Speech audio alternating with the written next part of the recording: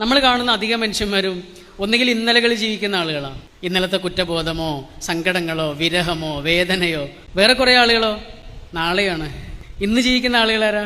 വളരെ കുറച്ച് ആളുകളാ. അതുകൊണ്ടാണ് മനുഷ്യരുടെ മുഖത്ത് ഇങ്ങനെ സന്തോഷം കുറയുന്നത്. നിങ്ങൾ കണ്ടില്ലേ, കുട്ടികൾ വളരെ ഹാപ്പിയാണല്ലോ. ചെറിയ ചെറിയ കാര്യങ്ങളിൽ അവർ ഹാപ്പിയാണ്. അതെന്തുകൊണ്ടാ? അവർക്ക് ഓർമ്മകളുടെ ഭാരമില്ല എന്നുള്ളതുകൊണ്ടാണ്. പിന്നെ ഹാപ്പി ആയിട്ടുള്ള ആളുകൾ ഭ്രാന്തന്മാരാ. ഹാപ്പിയാണ്. നിങ്ങൾ കണ്ടില്ലേ, നമ്മുടെ പാരമ്പര്യങ്ങളിലുള്ള നാരായണത്ത് ഭ്രാന്തൻ, നമ്മളയാളെ ഭ്രാന്തൻ എന്നൊക്കെ പറയും. നിങ്ങൾ ആലോചിച്ചു, അയാളുടെ ഉള്ളിലുള്ള ഒരു ഫിലോസഫി എത്ര വലുതാണെന്ന്. കഷ്ടപ്പെട്ട് ഒരു പാറക്കല്ല് മലയുടെ മുകളിലേക്ക് കൊണ്ടുപോവാണ്. അത് മുകളിലെത്തിയതിനു ശേഷം താഴേക്ക് ഉതിർന്നു വരുന്നത് കണ്ട് പൊട്ടിച്ചിരിക്കുന്ന ഒരു മനുഷ്യൻ. അത്രയേറെ കഷ്ടപ്പെട്ടുണ്ടാക്കിയത് നഷ്ടപ്പെടുന്നത് കാണുമ്പോഴേ അയാൾ ചിരിക്കുകയാണ്. നമുക്കൊരു ചെറിയ നഷ്ടത്തിൽ പോലും ഒന്ന് ചിരിക്കാൻ കഴിയില്ല. എന്നിട്ട് നമ്മൾ അയാളെ വിളിച്ചത് ഭ്രാന്തൻ എന്നാണ്.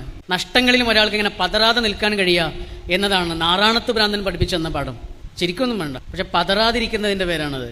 അപ്പോഴാണ് ഒരാൾക്ക് അവനവൻ്റെ ഈ ദിവസത്തെ ഇങ്ങനെ ആഘോഷിക്കാൻ പറ്റുക. ഈ നിമിഷത്തെ ഡൈ എം ടി എന്ന് പറഞ്ഞൊരു പുസ്തകമുണ്ട്. ആ പുസ്തകത്തിലൊരു ഗുരുവിന്റെ വിദ്യാർത്ഥികളോട് ചോദിക്കുന്നുണ്ട്, ലോകത്തെ ഏറ്റവും സമ്പന്നമായ പ്രദേശം ഏതാണ്?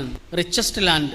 അപ്പൊ കുട്ടികൾ അതിന് കുറെ മറുപടിയൊക്കെ പറയുന്നുണ്ട്. സാധാരണ ഗൂഗിൾ തരുന്ന ഉത്തരങ്ങളൊക്കെ പറയുന്നുണ്ട്. പക്ഷെ ഗുരു അതൊന്നും അല്ല ഉത്തരം എന്നാ പറയുന്നത്. ഉത്തരം തെറ്റാണ്. പിന്നെ ഏതാണ് ശരി ഉത്തരം? അപ്പൊ ഗുരു അതിന് പറഞ്ഞ മറുപടി ഇങ്ങനെയായിരുന്നു: ലോകത്തെ ഏറ്റവും സമ്പന്നമായ പ്രദേശം എന്ന് പറയുന്നത് മനുഷ്യന്മാർ മരിച്ചു കിടക്കുന്ന സ്ഥലങ്ങളാണ്. കാരണം എഴുതപ്പെടാതെ പോയ എത്രയെത്ര കവിതകളും കഥകളുമാണ് കിടക്കുന്നത്. നടപ്പാകാതെ പോയ എത്രയെത്ര പദ്ധതികളാണ്, കിനാവുകളാണ്, സ്വപ്നങ്ങളാണ് ആ മണ്ണ് മൂടി കിടക്കുന്നത്.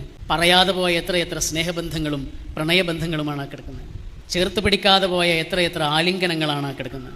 പകരാതെ പോയ എത്രയെത്ര ചുംബനങ്ങളാണ് കിടക്കുന്നത്.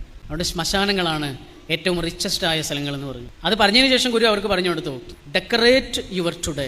നമുക്ക് ഏതെങ്കിലും അർത്ഥത്തിൽ ഭംഗിയാക്കാൻ പറ്റിയ നമ്മുടെ ഇന്നലെ മാത്രം. ഇന്നലകളൊക്കെ കഴിഞ്ഞു പോയെന്ന്. ബ്രസീലിലെ ആമസോൺ കാടുകളിൽ പൂക്കാലം അവസാനിക്കുന്ന സമയത്ത് ഒരു പൂവിടരും. ആ പൂവിന് ആകെ 3 ദിവസത്തെ ആയുസുള്ളൂ. 3 ദിവസവും അതിന് 3 കളറാണ്. അതുകൊണ്ട് ആ പൂവിന് നാട്ടുകാർ വിളിക്കുന്ന പേര് ദിവസങ്ങളുടെ പൂവ് എന്നാണ്. കാലത്തിന്റെ പൂവ് എന്നൊക്കെ പറയും. കാരണം ഈ 3 ദിവസം എന്ന് പറയുന്നത് 3 കാലമാണ്. ഇന്നലെ, ഇന്ന്, നാളെ. ഒന്നാമത്തെ ദിവസം അതിന്റെ കളറ് പർപ്പിൾ കളറാണ്. ഇന്നലെ പർപ്പിൾ കളറ് ഒരു തരം മിസ്റ്റീരിയസ് കളറാണെന്ന് പറയുന്നു. അതൊക്കെ നിഗൂഢമാണ്, കഴിഞ്ഞുപോയി.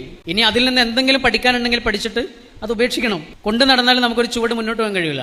ഡെഡ് എസ്റ്റർഡേയ്സ് ആണ്. എന്നാൽ രണ്ടാമത്തെ ദിവസം അതിന്റെ കളർ എന്താണെന്ന് അറിയാം? ലാവെൻഡർ ആണ്. അത് ഇന്നാണ്. ലാവെൻഡർ എന്ന് പറയുന്നത് ഹാപ്പിനെസിന്റെ കളറാണ്, പ്രണയത്തിന്റെ സ്നേഹത്തിന്റെ കളറാ.